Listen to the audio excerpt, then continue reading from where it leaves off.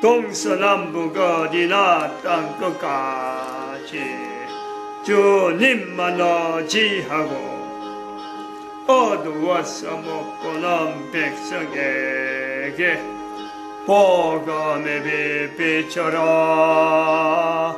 빛의 사자 되리여 주여 복음의 빛 비춰라. 죄로 어두운 밤 밝게 비춰라. 빛의 사자 되리여. 아멘. 하나님 말씀 창세기 2장입니다. 창세기 2장 1절에서 끝까지 말씀 교독합니다. 1절 말씀 제가 먼저 받들어 봉독드립니다. 천지와 만물이 다 이루니라. 하나님의 지으시던 일이 일곱째 날이 이를 때 마치니 그 지으시던 일이 다음으로 일곱째 날에 안식하시니라. 하나님이 일곱째 날을 복주사 거룩하게 하셨으니 이는 하나님이 그 창조하시며 만드시던 모든 일을 마치시고 이날에 안식하셨음이더라. 너희가 하나님의 성전인 것과 하나님의 성령이 너희 안에 거하시는 것을 알지 못하느냐. 모든 정사와 권세와 능력과 주관하는 자와 이 세상과 오는 세상 일컫는 모든 이름 위에 뛰어나게 하시고 또 만물을 그 발 아래 복종하게 하시고 그를 만물 위에 교회의 머리로 주셨느니라. 교회는 그의 몸이니 만물 안에서 만물을 충만케 하시는 자의 충만이니라.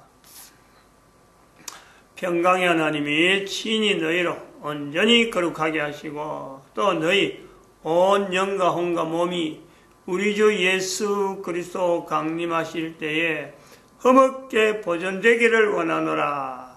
너희를 부르시는 이는 미쁘시니 그가 또한 이루시리라.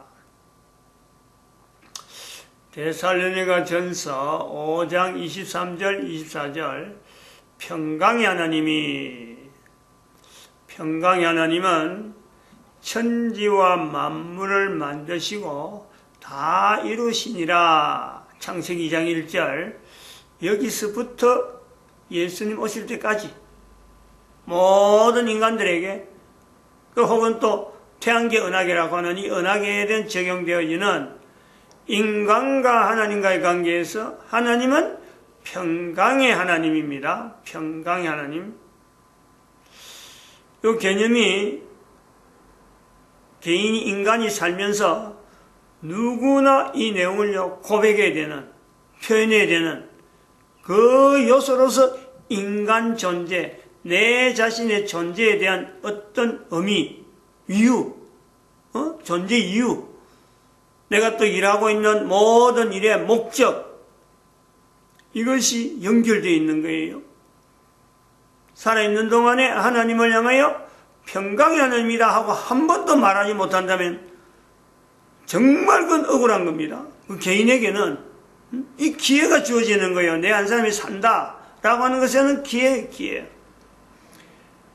인간으로서 피조물로서 존재하면서 하나님이라고 하는 창조자 하나님에 대한 분명한 대상을 두고 평강의 하나님라고 부를 수 없다면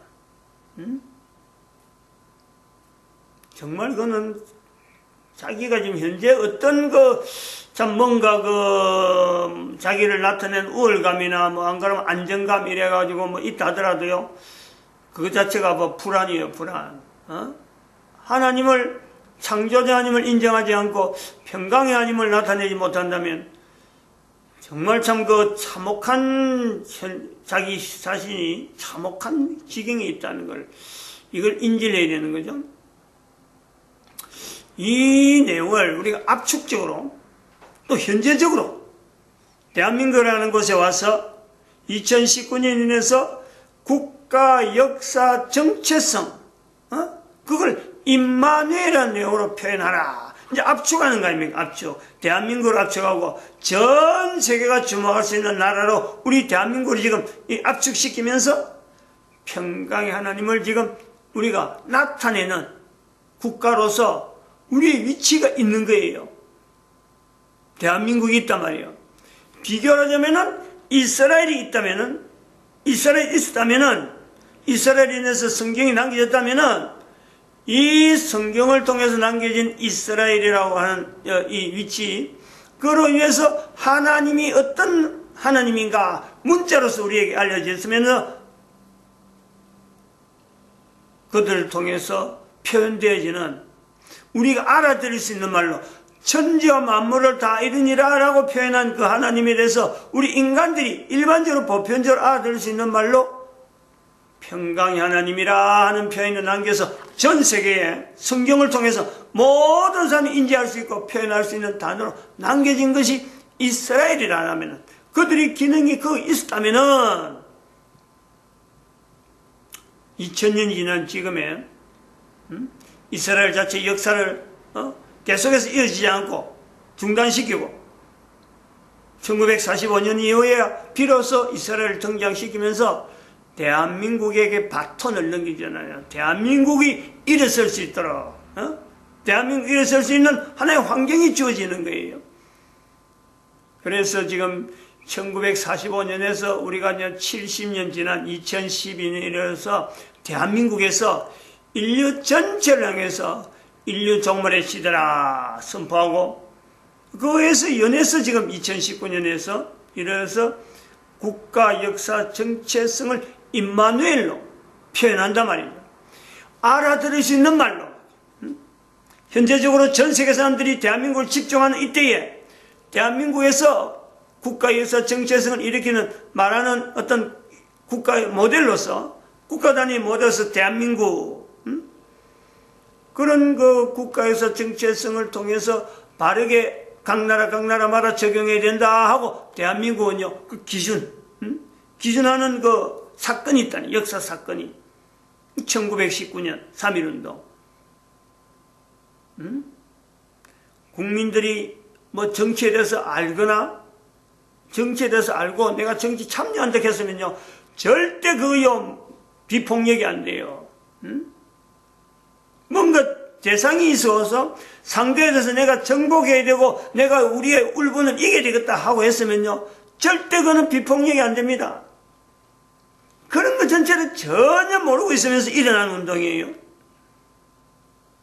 그러니까 후대에서 이걸 해석할 때 대단히 조심해야 될 것이 그 당시의 상에 대한 인지를요 우리는 그냥 간과해 버리고 그냥 일제압제 요것만 이야기하는데, 그 전에 얼마 전에 있었던 한 30년 전만 해도 우리나라 사람들이 뭐 그걸 못해서 그런 거 아니잖아요. 동학난. 그건 폭력이자 폭력. 전복하려고 일어났던 그 잠자리가 있다니까. 3.1운동이 처음으로 일어난 어떤 봉기가 아니에요. 그 어마어마한 국가를 상대해서 한번 해봤던 전력이 있는, 또 그들이 교주가 동학도 1대 교주에서 시대 때 동학난이 일어났는데 2대 교주 때 3대인가 손병희 시대 때 같은 동학 교주가 같이 있는데도, 대표로 있는데도 불구하고 나타난 양상이 어마어마한 차이를 나타내잖아요. 이런 걸 누가 했느냐? 어떻게 대한민국이 이런 역사란 사건이 남았느냐? 하나님이 하셨다. 요 기준점을 두는 거예요. 하나님이 하셨다. 근거가 뭐냐? 어떻게 하나님이 하셨다가 나타나냐? 교회가 있었다니, 교회가. 교회, 한글, 여자, 역사학자들이 이걸 놓치고 있잖아요. 3.1운동의 의미를 도대체 어떻게 찾아내냐? 그냥 대한민국이 비폭력으로 했다. 요 하나가 워낙에 이게 이슈가 되니까 거기에 대해서 역사학자들이 보는 어떤 시각만 갖고 그거다 덮어서 그렇지, 이걸 하나님이 하셨다고 말하지 못하는 거 아니에요. 이 하나님이 하셨다고 하는 것과 하나님이 하셨는데 하나님이 하셨다고 말하지 못하는 또 다른 내용이 1445년에 한글에 반포라는, 훈민정음 반포라는 이 엄청난 사건, 어마어마한 사건이, 이것도 왕이 했지만은 그 표현이 백성들의 말이 중국과 달라 하는 이걸 근거로 해가지고 처음 시작되는 거 아니에요. 누구든지 알아요. 이거는 대한민국 사람은 다 알아요.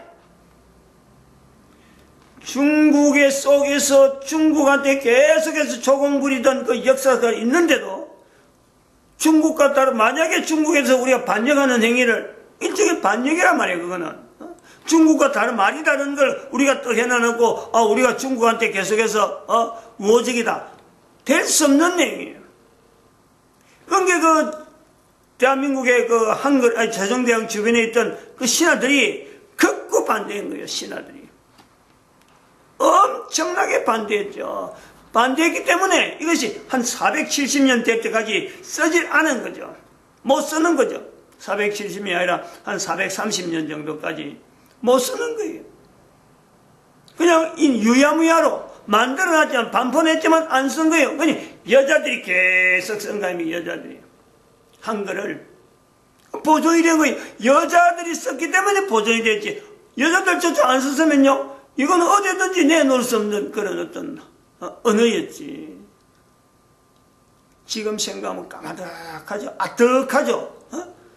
하마터면 우리는 전 세계 인류가 바라는 그 글자, 언어 체계를 잃어버린, 전혀 쓰지 못하는, 다시 말하면 내 한 사람이 태어났지만은, 개인이 태어났지만은, 창조자 하나님에서 평강의 하나님이라고 부를 수 있는 이 기회를요, 우리는 영영 잃어버리는, 한글을 쓰지 않는, 또 그런 국가 자체도 없는, 한글을 안 썼으면은, 대한민국이 지금 이렇게 국가라는 체제를 갖고 있었겠어요?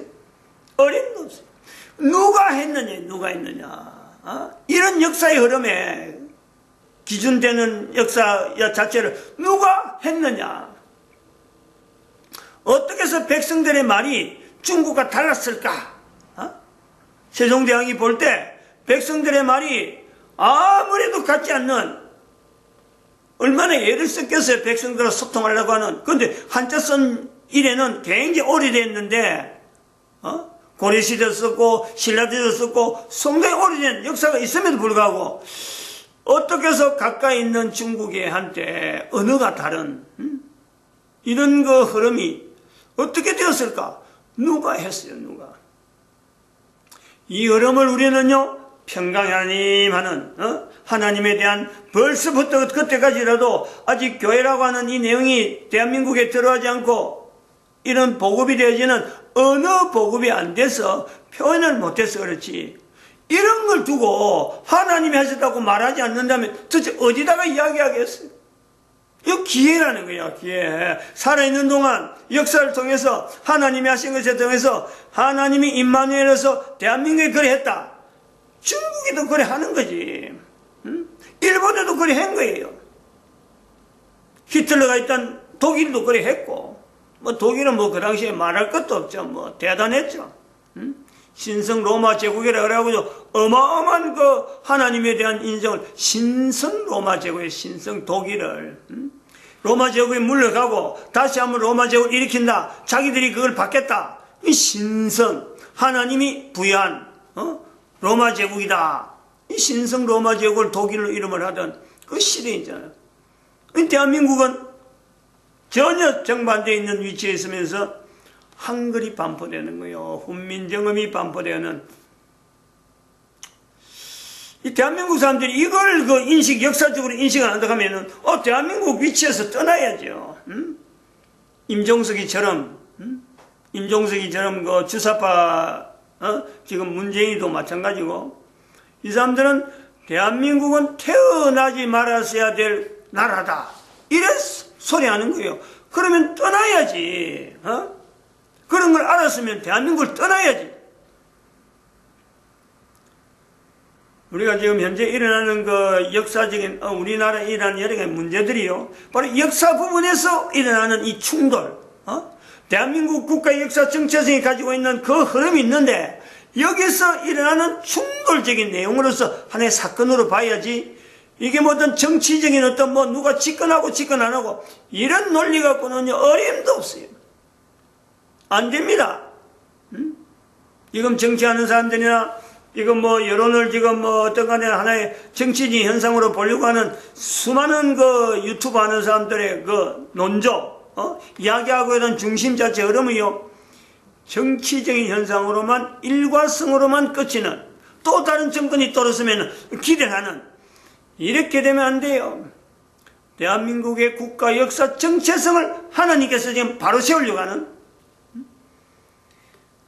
훈민정음 반포와 1445년과 1919년에서 이는 두 점에서 연결되어지는, 직선성으로 연결되어지는 1950년의 6.25 전쟁. 이거 표시를 해야 돼요. 국가에서, 대한민국의 국가에서 정체성을 이야기할 때는 이 표를요 항상 가지고 있어야 돼요.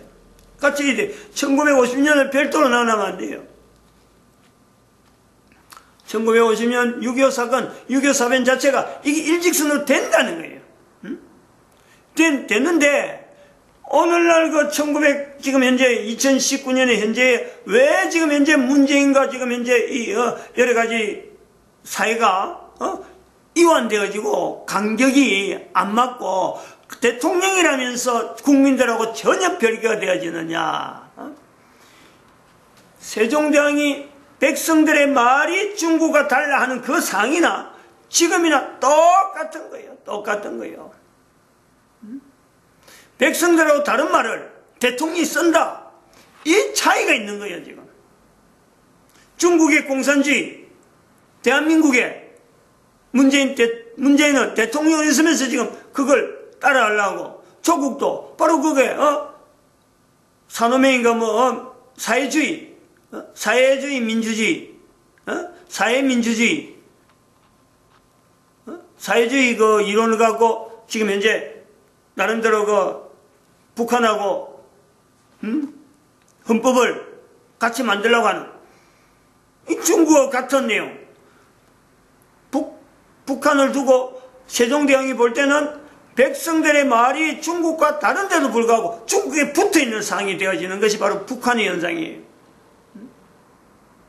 이걸 대한민국이 놓치면 안 돼요. 국민들이 놓치면 안 돼요. 기회인 거예요, 기회. 이걸 나타낼 수 있는 기회. 이런 기회에 나타내는 국민들이 할 수 있는 표현이 지금의 정치가로 보면은 과거 같으면요, 민중들이 선동해서 그리로 나가자, 그리로 하는데 그저께죠. 그저께 야당 대표 황교안이가 국민들에게 보여준 모습, 할 수 있는 일이, 저항을 할 수 있는, 지금의 흐름에서 저항을 할 수 있는 야당 대표가 할 수 있는 일이 머리 깎는 거래. 머리 깎는 거. 삭발. 거기 지난번에 이현주가 할 때는 여자가 저렇게 했을까 하고 사실은 눈물이 좀 걸성걸성 났어요. 근데 황교안 대표가 그걸 머리 깎을 때는요, 실제로 그걸 우리가 유튜브에서 볼 수 있기 때문에 실제로 보는데 비통하죠. 비통. 응? 정말 힘이 없어서 못하는 것도 아닌데 폭력으로 하려고 하면 할 수 있는 짓인데 그걸 다 내려놓고 머리를 내미는, 기계가 그 깎는 거지만 사실은 거기 옛날 같으면요 목을 치는 거예요. 목을 치는 거. 머리를 깎는다라는 것은 개인이 누구든지 뭐 의식이 있든지 없든 간에 이거는 머리를 내밀어서 깎으러 놔둔다. 이거는요 보통 일반적으로 이발소 가도 그렇잖아요. 여자든 남자든 이발소 가서 머리를 손질해도 머리를 다른 사람만 맡긴다. 이거는 사실은 전적으로 맡기는 내용이에요. 개인이 그 다 있잖아요. 그 나름대로 그런 의식이나 그런 어떤 그 정신적인 어떤 위치는 다 있어요. 근데 야당 대표가 청와대 앞에서 여자한테 바리칸을 들고 있는 여자한테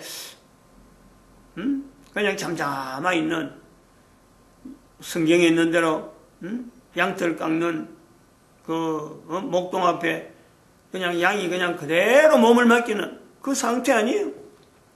근데 그게요 힘이 없는 것 같으나 그게 어마어마한 힘이 있죠. 그게 모든 사람이 할 수 있는 환경으로 우리가 보는 거죠.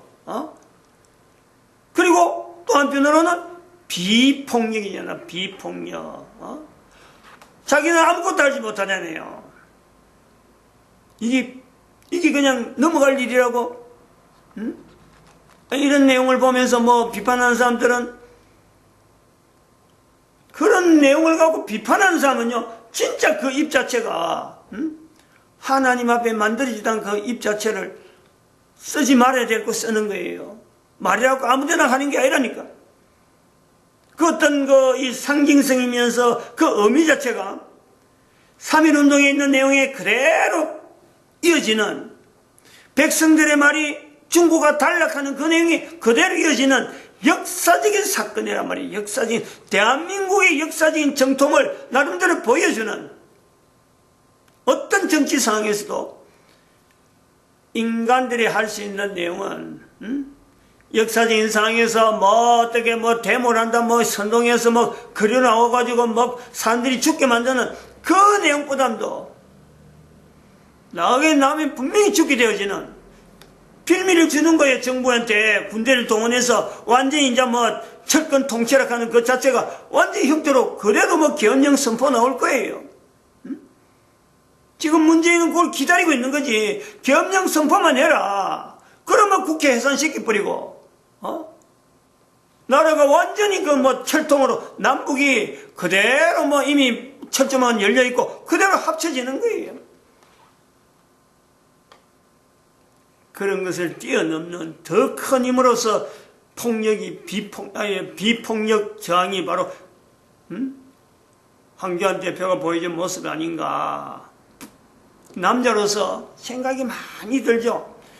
여자가 깎을 때는 그냥 감정적으로 어떻게 저 정도 될 때는 참 대단하다 하고 여인의 어떤 입장에서 되도록 접근하려고 했는데, 황교안 대표가 머리 깎을 때는요, 뭔가 국민들 전체가 동참할 수 있는 어떤 길을 지금 열어놓고 있다. 그리로 내몰지 않으면서 무슨 목사는 직장을 그만두라 하고 그래 하는데, 오히려 그 방법은 폭력이거든요. 직장 그만두면 그 폭력이에요. 그 공권력이 들어가거든요. 근데 비폭력, 직장이 일어나면서도 누구나 참여할 수 있는, 지금 현재 중국과 달라하는 세종대왕의 그 어떤 국가에서 정체성을 나타내면서 3.1운동을 나타내는 가능한 요소가 있다. 이건 진짜 보면은, 어제는 또 어제가 김문수 전 경기도지사가 머리를 깎는데, 이 흐름을 보는 거예요. 다른 사람도 있지만은, 여러 사람이 머리 깎는 그나마 여러 행세가 일종의 퍼포먼스처럼 해놓은 있어가지고, 똑같은 식으로 치부해가지고, 이 바라보는 사람도 있긴 있는데, 저는 이제 다르게 보는 거죠. 지금 하나님께서 지금 이 1950년에서 있던 역사하고 2019년에 있는 역사하고 이 줄기를 잡아가는데, 거기서 비틀어진 것이 뭐냐? 1980년에 김대중 내란 사건, 그리고 2014년에 문재인 내란 사건, 이것을 지금 정체를 드러내는 하나의 과정으로 보고 있는 거예요. 그래서 1980년과 2014년 이 사건 자체를 1950년에 6.25 사변가에서 2019년까지 이제 일직선으로 만들어가는, 국가에서 정체성을 하나의 형성시키는 하나님이 하신 일이다. 지금 되어지는 이런 검찰의 혁명이라고 하는 이 내용은 하나님이 하시는 일로서 지금 우리 국민들이 지금 참여하는 내용이 있는데, 그래서 참여 1형, 2형, 3형, 4형까지 이야기를 해놨어요. 황교안 대표나 연주도 제가 이야기했죠. 기독교. 황교안 대표는 전도사라는 이름까지 붙는 그 위치가 있죠. 김문수 경기도지사 어제 했지만은 그 사람은 완전히 정교조 출신, 완전히 주사파, 그 계통에 있다가 회심한, 그래갖고 지금 자유한국당에서 나름대로 자기 위치를 내보려고 정치인 행보를 하면서 유튜브나 이런 데서 보면요, 하나님이라는 표현이 내가 감옥에 안 갔으면은 하나님을 못 믿었다 라고 말하는 사람이, 그러면서 자기 머리를 미는 이런 내용에 이 교회라고 하는 이치를요, 우리가 다시 한번 삽입하는 거예요. 교회가 힘이 없는데, 힘이 없어 교회라는 이름을 가진 건물은 지금 국가에 대해서 정말 아무런 어떤 조심, 대형 교회일수록요, 교회 이름으로 나타내는 생산을 못하도록 돼 있는, 정부가 지금 그거 딱 잡고 있는 거예요. 장악하고 있는 거예요. 그런데 개인, 한 사람 한 사람이, 여자는 여자대로, 또 전도사라 하는 어떤 교회 직분을 가지고 있는 당대표는 당대표대로 회심한 경기도지사, 이런 정치가들. 한 사람 한 사람이 할 일이 없어서, 자기가 할 능력이 없어, 다른 어떤 방법이 없어갖고 이것밖에 못한다. 하나님이 바라는 거예요. 우리에게 바라는 게 바로 그거예요. 개인이 바라는 그거예요. 한 사람 한 사람이 할 수는 없는데 할 수 있는 내용은 뭐냐? 하나님이 하신다. 임마누엘 되신 하나님이 하신다. 대한민국 역사를 이렇게 평안하게 유지하신 거 하나님이 하신 거고, 한글 주신 거 하나님이 하신 거고, 1919년 3월 1일에 전 세계 사람들을 놀라게 했던 그 엄청난 사건 하나님이 하신 거다. 6.25 3.1이라는 정말 일어설 수 없는 대한민국의 그 상황 속에, 전쟁 상황에서도 대한민국을 일어서게 하신, 다시 회복하게 하신 그 일 하나님이 하신 거다. 왜 말이에요? 왜? 다음의 시대를 위해서 왜 우리를 이렇게 하느냐? 이스라엘이 못한 거예요. 이스라엘이. 성경은 남겨두지만 이스라엘이 못한 일이 있다니 말이에요. 이스라엘이 못한 일.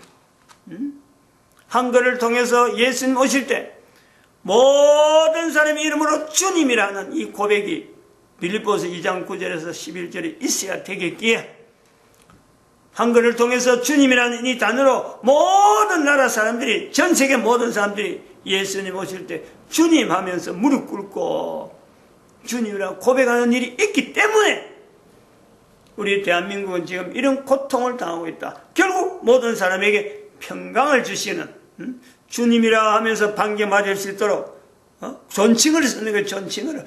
주님 존칭을 쓰는 한글이 있다. 마치겠습니다. 기도드립니다. 할렐루야.